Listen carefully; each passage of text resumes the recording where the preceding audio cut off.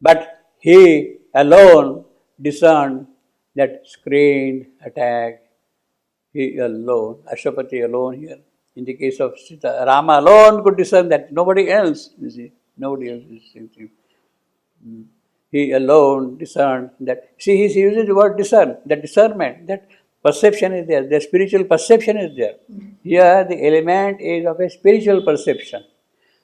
The psychic perception is of a different kind than the spiritual perception. The psychic perception comes directly from within your soul. The spiritual perception comes from your association with the cosmic forces, cosmic entities, and things like that. You see, it's a different thing. Actually, there is a whole grade of cognition after the mind. You have got a very beautiful, noble, reasoning mind, very reasonable mind, and all that thing, numerous mind. Above reason, then there is the plane of discernment. After discernment comes the plane of intuition, then comes inspiration, then comes revelation. All these faculties are there, they have to open out, and it depends upon how you are drawing those influences upon you, see.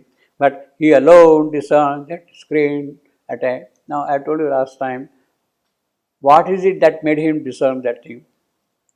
Because he was absolved, as the beginning says, absolved from the lower natures completely. He was free of that.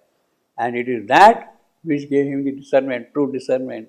So if you are attached, if you are connected with the lower element, you can easily get lost. You can get easily lost completely, you see. So you have to be really free from the workings of the lower nature, transcend that thing. Then pure intuition, pure revelation can work without any danger to it, you see. Otherwise, it can be misguided.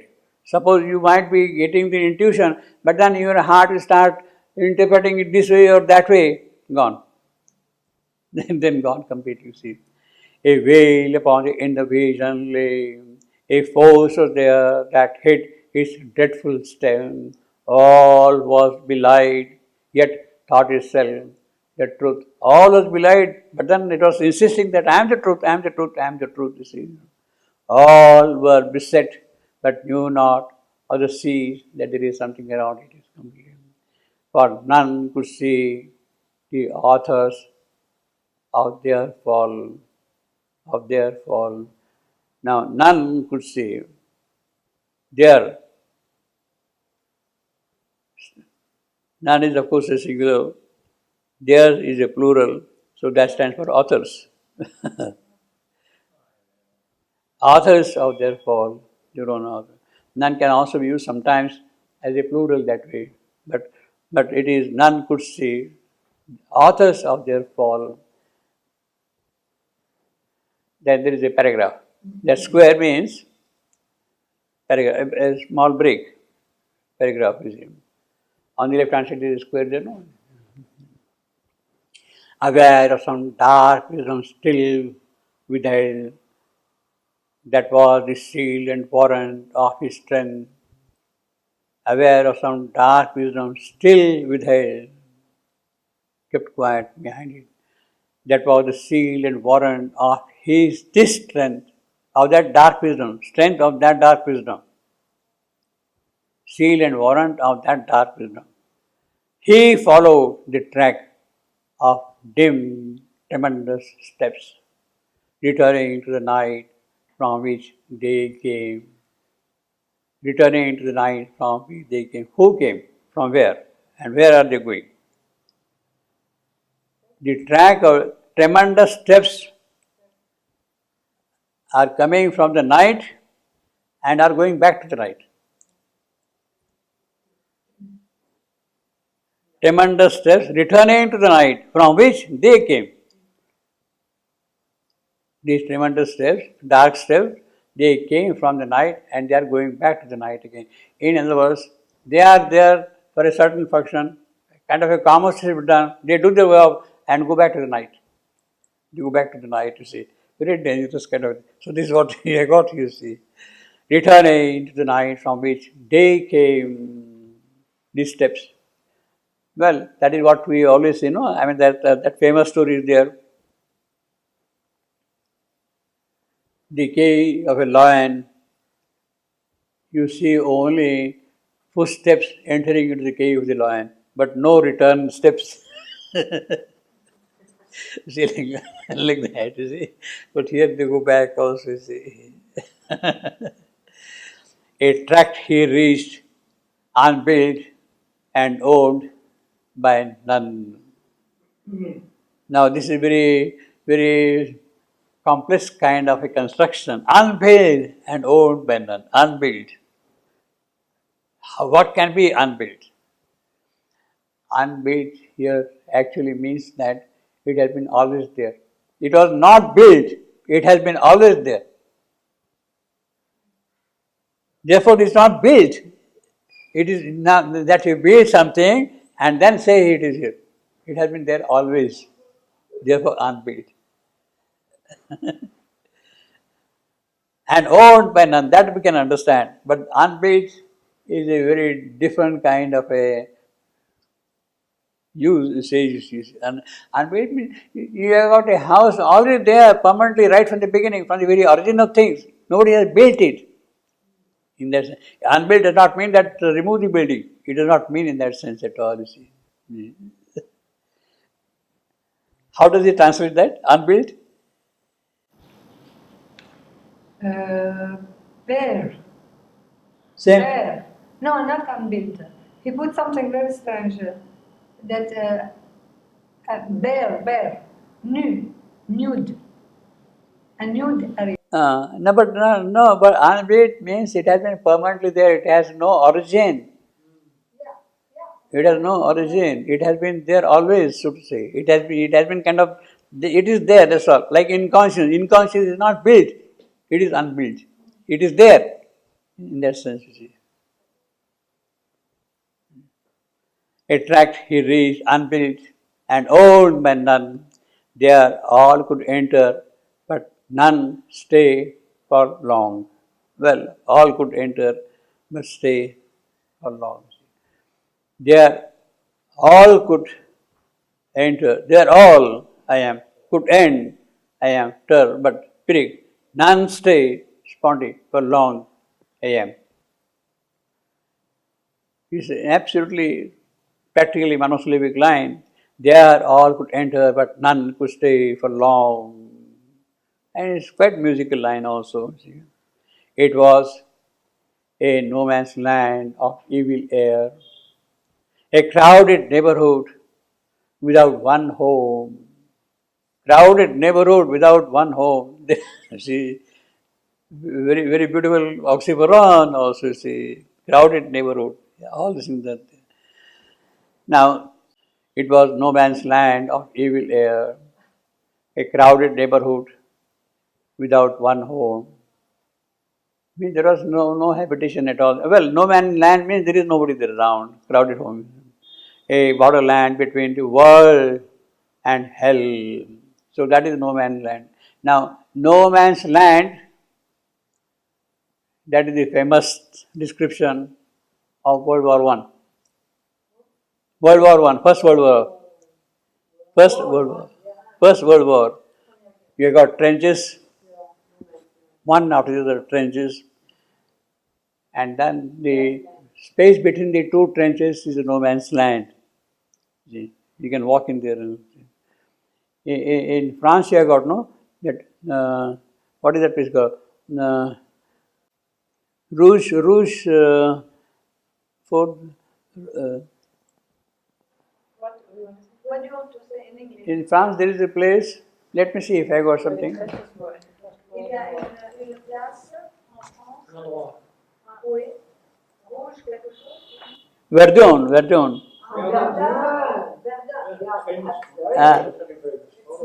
That is no man's land. Verdun. Red rouge. Rouge, no? Rouge. It's red. Yeah. It is called rouge. Yes, it is rouge. Yes, rouge. They call it rouge. Red zone, you mean? Rouge dawn. It means you cannot go. You cannot go there. Yeah. So that is no man's land. It is still existing there, no? Is it there? Now I think there are a lot of trees and forests and things like that around that place, you see.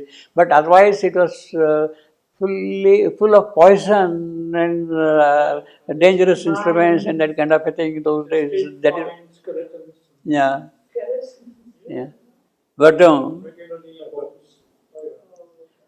so nobody was allowed to go there also because of that thing. But now is it safe? One can walk in there? Can one walk in there now? It's safe. No, I mean everywhere, every year they found. You can't be very safe. Skeletons or Skeleton, but it's safe. even you can see you walk. Some and meat, I they saw meat. a documentary. You walk and you see bones out of the soil. Ah. But there are trees. There are trees now, Oh, really? It happens?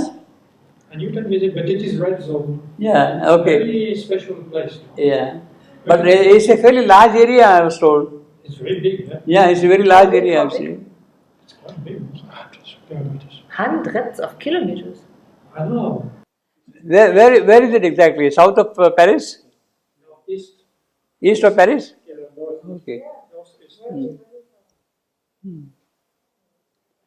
It was a no man's land of evil air. See, this is the description. This is the description of that place, evil air. Is the description of that place. How exact she went to it, you see, and his knowledge of all the details, you see. Yeah.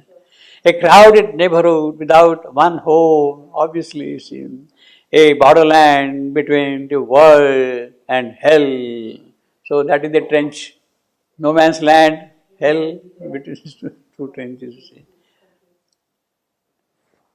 Now, sometimes this phrase, no man's land, I think it appears twice in Savitri, no man's land. This phrase, no man's land, appears twice in Savitri. In one place, it is without hyphen. Here, it is with hyphens. No hyphen, man's hyphen, land. In the other place, if I remember correctly, I will check that thing. In the other place, that hyphen is not there. You see. It was a no man's land of evil air. But I think in the trenches, the separation between one trench and the other trench was something like 150 meter or something like that, so that you cannot shoot out from the gun. You see, 150 meter one trench, another 150 meter land, and nobody will be there. Anybody can go and occupy, so to say, that place. You see, no man's land. 150 meter, roughly, you see, between the trenches. What a terrible life was having. What a terrible life it must have been. It was, and the soldiers had to live there for 1 week, 2 weeks, like that, and longer. Oh my God! They ate rats because it was Oh my! What a terrible life. Now, of course, the trench has no meaning. You can just drop an atom bomb, finish it off. You see, but what a terrible life, you see. So this is what we have created. This is the hell we have created ourselves. You see, we have created ourselves. Crowded neighborhood without one home. Obviously, that place there is no home at all, but still it is crowded, you see. A borderland between the world and hell. There, unreality was nature's Lord. Unreality, falsehood. Well, He is the supreme there. Nobody can challenge there. It was a space where nothing could be true. For nothing was what it had claimed to be. What it had to become, it is a kind of a personification. It is for pinning, something like that. Nothing was what it had claimed to be. See, actually, when you say that it was a space where nothing could be true, that is sufficient description. But then he is adding something. For nothing was what it had claimed to be. He, that land. That land, space. It was a space where nothing could be true, but nothing was what it had claimed to be. A high appearance wrapped a spacious void.